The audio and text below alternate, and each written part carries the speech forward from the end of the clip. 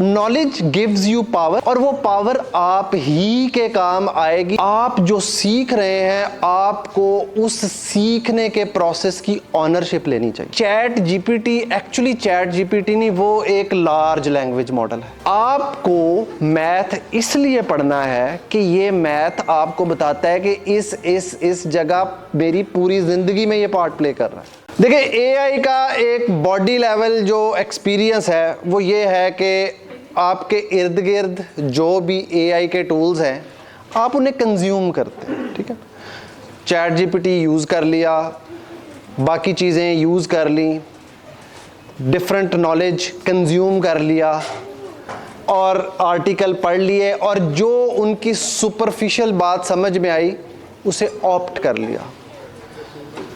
ये एक ठीक दर्जा है नॉलेज के पॉइंट ऑफ व्यू से, इसमें बुराई नहीं है, लेकिन इसमें एक रिस्क भी है।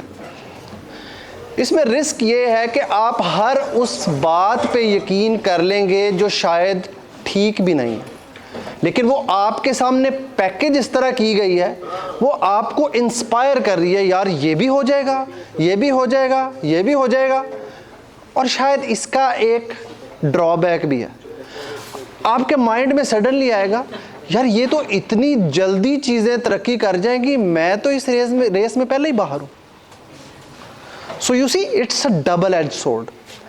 तो ये जो बेसिक नॉलेज है ना किसी भी चीज़ का, ये अच्छा है, लेकिन ये नुकसानदेह भी है। तो इसलिए हमारे पास इससे अगला दर्जा है, जैसे वो डॉक्टर साहब ने इंट्रोड्यूस करवाया, हार्ट लेवल। अब ये वो क्या दर्जा है? इसमें आप ये देखते हैं कि chat GPT actually chat GPT नहीं, वो एक लार्ज लैंग्वेज मॉडल है। नाउ यू सी, आप अब इंटरफेस की बजाय उसके नीचे की टेक्नोलॉजी को थोड़ा थोड़ा अंडरस्टैंड करने के काबिल हो गए, और आपको वो लफ्ज़ समझ में आते हैं जो टेक्निकल लैंग्वेज में लोग अंडरस्टैंड करते हैं। बिलीव मी, ये बहुत इंपॉर्टेंट है। क्यों? ये इसलिए इंपॉर्टेंट है कि जब आप इन लफ्ज़ों के साथ कंफर्टेबल हो जाएंगे, और ये कंफर्टेबल होना शायद बहुत आसान नहीं होगा, it will take some effort, बहुत ज़्यादा नहीं, लेकिन इसका फ़ायदा क्या होगा? सबसे पहले आपके अंदर एक कॉन्फिडेंस आएगा, यार ये लफ्ज़ आई कैन अंडरस्टैंड। दूसरा फ़ायदा, you will cut through bullshit when you read it. तो जो बहुत सारे हमारी supply of so called AI expert है, यू विल इमीडिएटली अंडरस्टैंड शायद इस पर्सन को बहुत ज़्यादा बातें नहीं पता। और उसका एक फ़ायदा क्या होगा, आप वो जो एक मेंटल हेल में चले जाते थे ना पहले, अब शायद आप इतने आराम से उस मेंटल हेल में जाएंगे नहीं। ठीक है ना? सो नॉलेज गिव्स यू पावर, और वो पावर आप ही के काम आएगी, आप ही को सस्टेन रखेगी। And then there is the other level, जैसा कि डॉक्टर जावेद इकबाल ने कहा था, बिलीव मी, उसमें एफर्ट लगती है। मैं आपको अपनी एक एग्जांपल बताता हूँ। जब मैंने पीएचडी स्टार्ट की, मैं सच्ची बात यह है कि एमएस तक मैं को बहुत ठीक स्टूडेंट था, बहुत अच्छा नहीं था, चीज़ों को सुपरफिशियली पढ़ता था।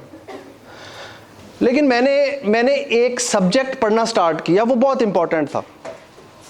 कोई भी XYZ सब्जेक्ट हो सकता है, एआई के लिए बहुत इंपॉर्टेंट था। मुझे 1 घंटे का लेक्चर था, वो 1 घंटे का लेक्चर ख़त्म करने में मुझे 22 दिन लगे, 22 डेज। सो अगर अब ये बात मैंने अपने प्रोफेसर को बताई तो वो काफ़ी अनॉय हुए। उन्होंने कहा, यार शराज, इस तरह तो काम नहीं होगा। लेकिन मुझे पता था कि यार देखो, ये आखिरी डिग्री है, अगर ये मैंने ध्यान से पढ़ के ना की तो सारी उम्र मैं वो कॉन्फिडेंस ही नहीं मेरे अंदर आएगा, और मैं हर एक को समझूंगा कि यार इसको इतना कुछ आता, मुझे नहीं आता। विच इज़ फाइन एक्चुअली, आपको हमेशा एक स्टूडेंट मोड में रहना चाहिए, लेकिन आप जो सीख रहे हैं, आपको उस सीखने के प्रोसेस की ऑनरशिप लेनी चाहिए। ये एक इंपॉर्टेंट कॉन्सेप्ट है, ऑनरशिप। और अनफॉर्चुनेटली हम में से जितने लोग आज सीखना चाहते हैं, उनमें इस पर्टिकुलर कॉन्सेप्ट की बहुत कमी है। हम अक्सर बच्चों को देखते हैं, सर आए, स्लाइडें पढ़ाई और चले गए, फलाने टीचर आए वो सही नहीं पढ़ाते यार, फलां टीचर तो बिल्कुल भी नहीं पढ़ाते, फलां टीचर जो है वो सिर्फ 1-2 टॉपिक दे देते हैं। सीखने की ऑनरशिप टीचर के पास है या स्टूडेंट के पास है? सीखने का फायदा टीचर को है या स्टूडेंट को है? तो इसका मतलब है कि जब आप ये ऑनरशिप नहीं लेते तो आप अपनी नालायकी का वजन किसी और पे डाल देते हैं। आप अपने आप को एक एक्सक्यूज दे देते हैं कि I am not suppose to learn, ये तो मेरी जॉब नहीं है, और इस वजह से फिर शायद आप सीख भी नहीं पाते। तो एक बड़े खूबसूरत इंट्रोडक्शन से इरफान ने बात स्टार्ट की कि ये मुश्किल चीज़ें क्यों इंपॉर्टेंट हैं। ये आपके अपने सेल्फ कॉन्फिडेंस के लिए इंपॉर्टेंट है, ये आपकी स्किल को इम्प्रूव करने के लिए पॉसिबल है। और ये काम कहाँ आएंगी? ये काम उस जगह आएंगी जिधर आप लोग बाकी रट से ऊपर होंगे। देखें, आप लोग एक बहुत सारे कंपटीशन के अंदर हैं, वो क्या चीज़ है जो आपको कंपटीशन से ऊपर लेके जाएगी? आपका knowledge, your depth of knowledge, your grip on the skill. Otherwise आप में और बाकी लोगों में तो कोई फर्क नहीं है, ठीक है ना? सो इसलिए इस बार जैसा कि इरफान ने कहा, हम रीजनेबल लेवल तक चीज़ों को लेके जा रहे हैं, लेकिन I will be very honest, चीज़ों को आसानी से बताना आसान नहीं होता, बड़ी एफर्ट लगती है, सोचना पड़ता है यार इसको मैं किस तरह बताऊं, इसकी मैं क्या स्टोरी डेवलप करूं कि एक पिक्चर पेंट हो जाए। और ये एक फंडामेंटल फ़र्क है एआई में और सिंपल मैथ में। आप में से जिन भी लोगों ने स्टडी किया है मैथ, उन्होंने एक पैटर्न देखा होगा हमारे कंट्री में। मैथ कर लिया है तो दबा के क्वेश्चन सॉल्व करो, दबा के क्वेश्चन सॉल्व करो, बहुत प्रैक्टिस करो, है ना? नहीं, जब आपको पता ही नहीं है कि आप ये क्वेश्चन क्यों सॉल्व कर रहे हैं, देन व्हाई बॉदर? आपको मैथ इसलिए पढ़ना है कि ये मैथ आपको बताता है कि इस जगह मेरी पूरी जिंदगी में ये पार्ट प्ले कर रहा है। अगर आपको सिर्फ इतना पता चल जाए, आपका level of motivation to learn बहुत जबरदस्त हो जाए। अगेन, इधर आप टीचर को ब्लेम कर सकते हैं, it's very easy to blame anybody, लेकिन who is stopping you to learn that?